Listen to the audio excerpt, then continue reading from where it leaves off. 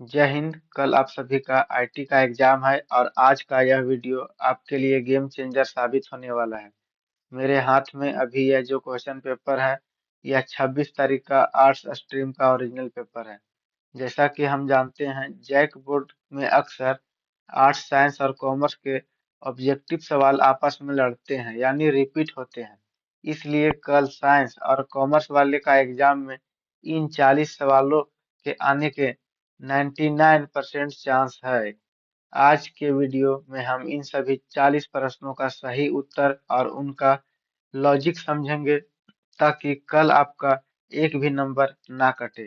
तो चलिए, बिना समय बर्बाद किए शुरू करते हैं। Question number 1। The combination of two or more interconnected network is called। Option दिया है इंटर नेटवर्क, लैन, मैन, वैन। इसका करेक्ट आंसर हो जाएगा, आपस में जुड़े दो या दो से अधिक नेटवर्कों के समूह को क्या कहा जाता है? तो कहा जाता है इंटर नेटवर्क। करेक्ट आंसर हो जाएगा ऑप्शन नंबर ए। चलिए नेक्स्ट क्वेश्चन देखते हैं। ISP stands for. ISP stands for international service provider. Option A, option B international system provider, international service provider, inter network system provider. इसका correct answer हो जाएगा option number सी। ISP का अर्थ internet service provider. कल यही question आपका exam में छपने वाला है, तो इसको अच्छा से देख लीजिए और याद कर लीजिए।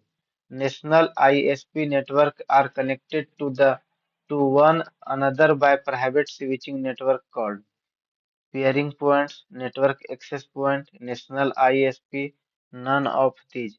इसका करेक्ट आंसर हो जाएगा option number B.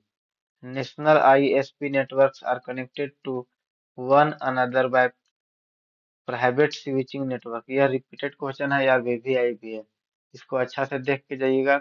Option number B correct answer. Next question 4 number देखिए। Which of the following is a small single site network. निम्न में से कौन सा एक छोटा एक स्थान पर उपयोग होने वाला नेटवर्क है? मैन, लैन, वैन, DSL। इसका करेक्ट आंसर हो जाएगा ऑप्शन बी लैन। लैन का full form local area network. यह प्रीवियस ईयर का क्वेश्चन सेम कॉपी किया हुआ है, ये भी रिपीटर क्वेश्चन है। चलिए नेक्स्ट क्वेश्चन देखते हैं। Question number 5। The OSI model is composed of how many layers. OSI model कितनी लेयर से बना होता है? ऑप्शन दिया है 5, 6, 7 या 8। इसका करेक्ट आंसर हो जाएगा 7। Next question. Which layer is not present in the OSI model? Option दिया है physical layer, application layer, transport layer, internet layer. इसका करेक्ट आंसर हो जाएगा इंटरनेट लेयर। पूछ रहा है OSI मॉडल के कौन सा लेयर मौजूद नहीं? फिजिकल लेयर होता है, एप्लीकेशन लेयर भी होता है, ट्रांसपोर्ट लेयर भी होता है, इंटरनेट लेयर नहीं होता है, इसलिए करेक्ट आंसर 6 का डी हो जाएगा। Next question. A set of inter networking protocols use across multiple network is called TCP, IP, ISP, TCP/IP। इसका करेक्ट आंसर हो जाएगा TCP/IP। कई नेटवर्कों में उपयोग होने वाली इंटर नेटवर्किंग प्रोटोकॉल को TCP/IP कहते हैं। नेक्स्ट क्वेश्चन दिया है TCP/IP स्टैंड्स फॉर। TCP/IP का फुल फॉर्म पुकार है ट्रांसमिशन कंट्रोल प्रोटोकॉल और इंटरनेट प्रोटोकॉल। यह सही है, तो इसका करेक्ट आंसर ऑप्शन नंबर ए हो जाएगा, 8 का ए। ट्रांसमिशन कंट्रोल प्रोटोकॉल और internet protocol. Next question. TCP/IP is composed of how many layers? Option दिया है 5, 4, 6, 7। कह रहा है TCP/IP में कितने लेयर होते हैं? TCP/IP में 4 लेयर होते हैं। नेक्स्ट क्वेश्चन देखते हैं। Which is the lowest layer of OSI model? OSI model की सबसे निचली लेयर कौन सी है? तो इसका ऑप्शन दिया है data link layer, application layer, network layer, physical layer. सबसे जो पहला लेयर होता है वो फिजिकल लेयर होता है, तो इसका करेक्ट आंसर हो जाएगा option number D, physical layer. Next question, which layer divided bits into data frame? कौन सी लेयर बिट्स को डेटा फ्रेम में बदलती है? Physical layer, transport layer, data link layer, session layer.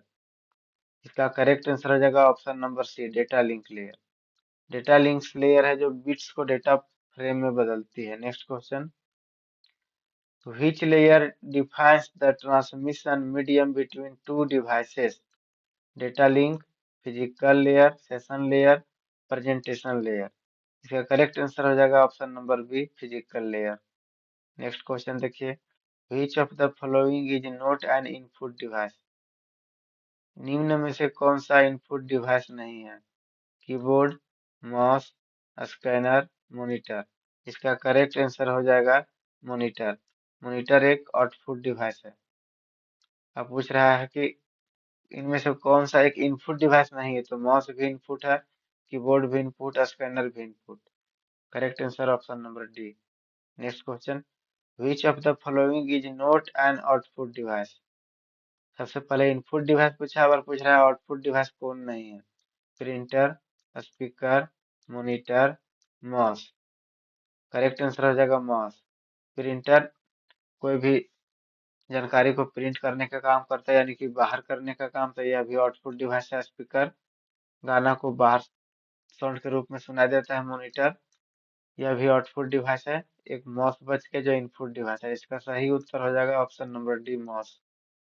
Next question, the device that stores data permanently is? यह वह device जिसमें data अस्थायी रूप से स्टोर होता है उसे क्या कहते हैं? Hard disk, RAM, cache memory या रजिस्टर। इसका सही उत्तर हो जाएगा हार्ड डिस्क। वह डिवाइस जिसमें डेटा अस्थायी रूप से स्टोर होता है उसे हार्ड डिस्क कहते हैं। The device that store data permanently is called hard disk. Next question देखते हैं, the full form of ALU. सबसे आसान पूछा है। Arithmetic logic unit, option A, option B advance logic unit, applied logic unit, arithmetic level unit. Correct answer हो जाएगा option number A, arithmetic logic unit. आप लोग क्लास किए होंगे तो आधा से 90% प्रश्न आपसे बन जा रहा होगा, नहीं किए होंगे तो दिक्कत हो रहा होगा। चलिए, तो टेंशन नहीं लेना है, हम समझाने के लिए आ गए हैं।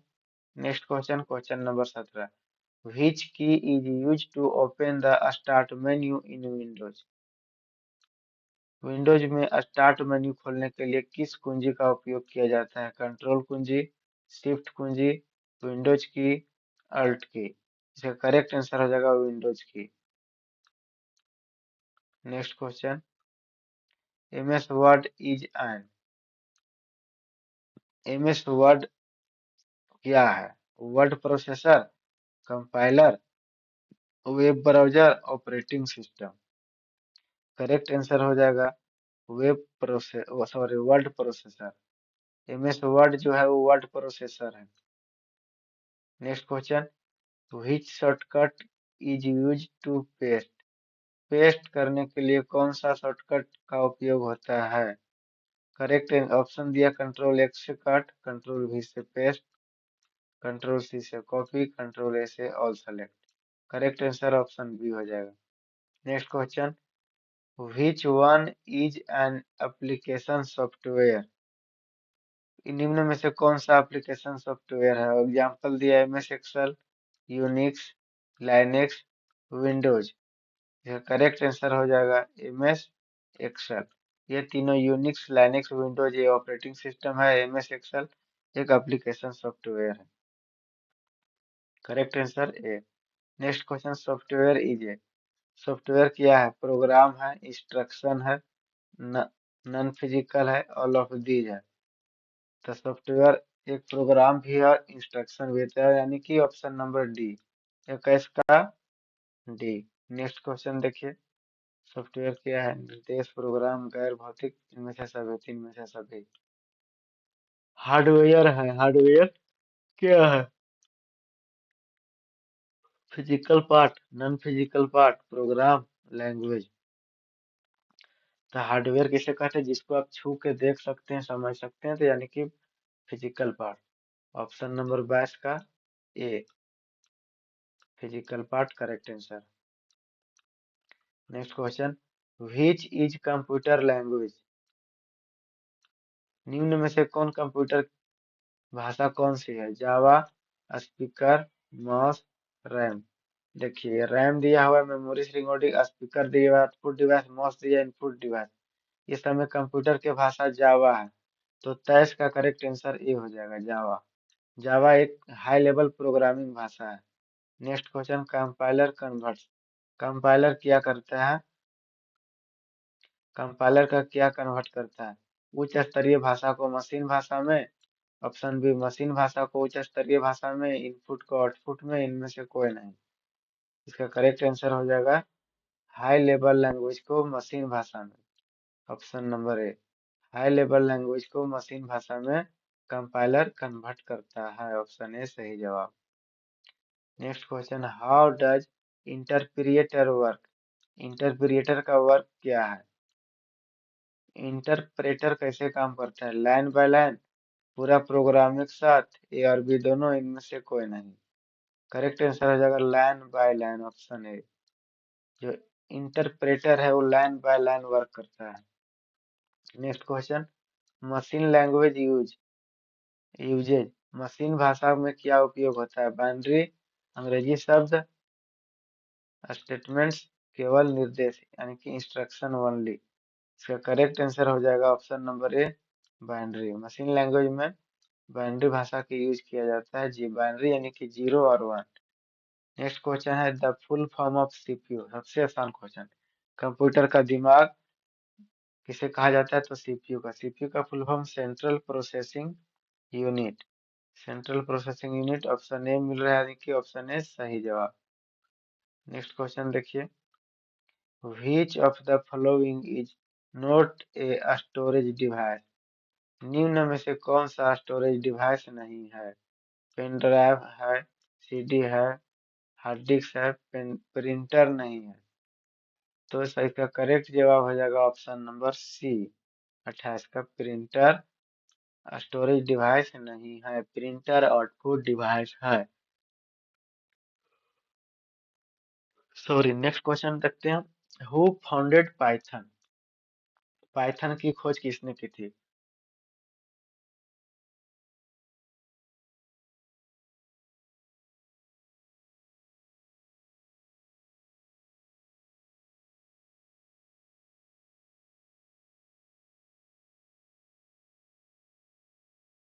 Option number D, Guido and Rossum. Python, what is Python? Python क्या है? ऑप्शन ने दिया, एक programming language, computer language, binary language, none of the. Correct answer हो जाएगा ऑप्शन ए। नेक्स्ट क्वेश्चन,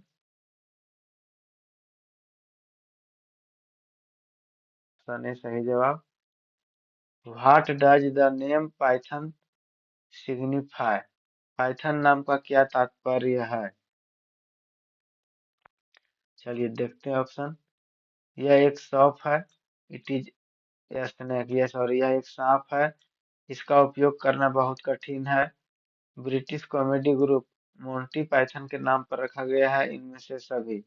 इसका करेक्ट जवाब हो जाएगा option number C, named after the British comedy group Monty Python, Monty Python. Correct जवाब option C. Next question, what type of programming language is supported by Python?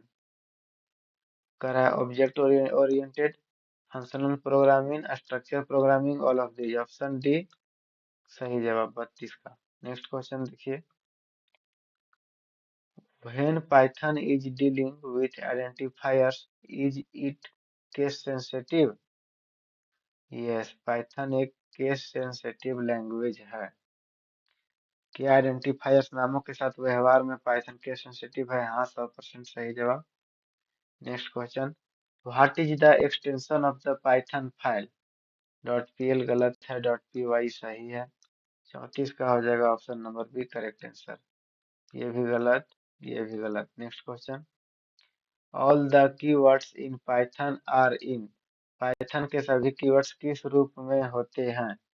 Option पूछ रहा है छोटी अक्षरों लोअर केस में, बड़ी अक्षरों में, पहला अक्षर बड़ा, इनमें से कोई नहीं। तो इसका हो जाएगा इनमें से कोई नहीं। केस सेंसिटिव नहीं भी होता है Python. Next question. An array is. Array होता है, क्या होता है? तो linear, non linear, circular, volatile.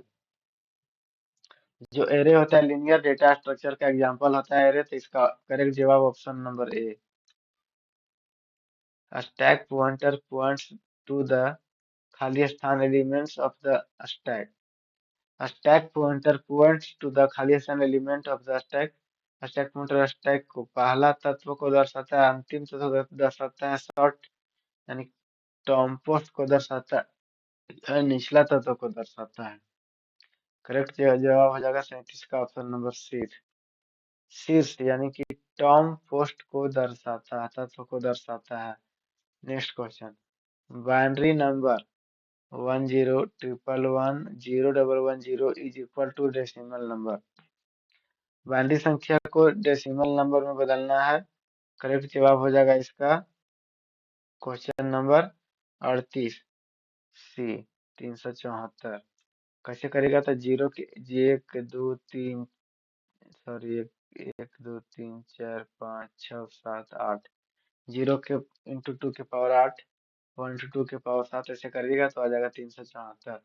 Binary संख्या को दशमलव संख्या के बराबर। The octal equivalent to the binary number, sorry, 10 111 011 1011।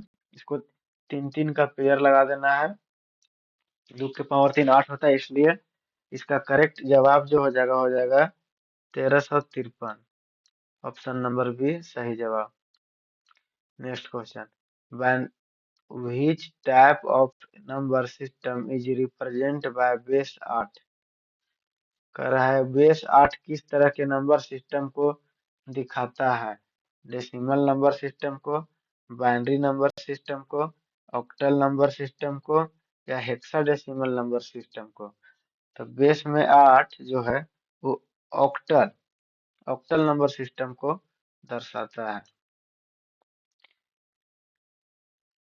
तो ये रहा आपका 40 प्रश्न जो 28 तारीख यानी कि कल के पेपर में आने वाला है। आप लोग नेटवर्किंग चैप्टर पर जोर दीजिएगा। दोस्तों, ओएसआई मॉडल और टीसीपी आईपी से हर साल सवाल आते हैं, इन्हें बिल्कुल मिस मत करना। पाइथन के बारे में आर्ट्स वाले पेपर में पाइथन के बेसिक सवाल बहुत आए हैं, साइंस वालों को भी ये बहुत भी आई है। बाइनरी टू डेसिमल वाला सवाल हर बार आता है, इसे ध्यान से देख लीजिएगा। उम्मीद है 40 सवाल आपकी कल की परीक्षा में बहुत मदद करेंगे। अगर आपको यह वीडियो पसंद आया है तो इसे अपने उन सभी दोस्तों के साथ शेयर करें जिनका कल एग्जाम है। ऑल दी वेरी बेस्ट आप सभी को। और लास्ट में चैनल को सब्सक्राइब करना ना भूलें। धन्यवाद।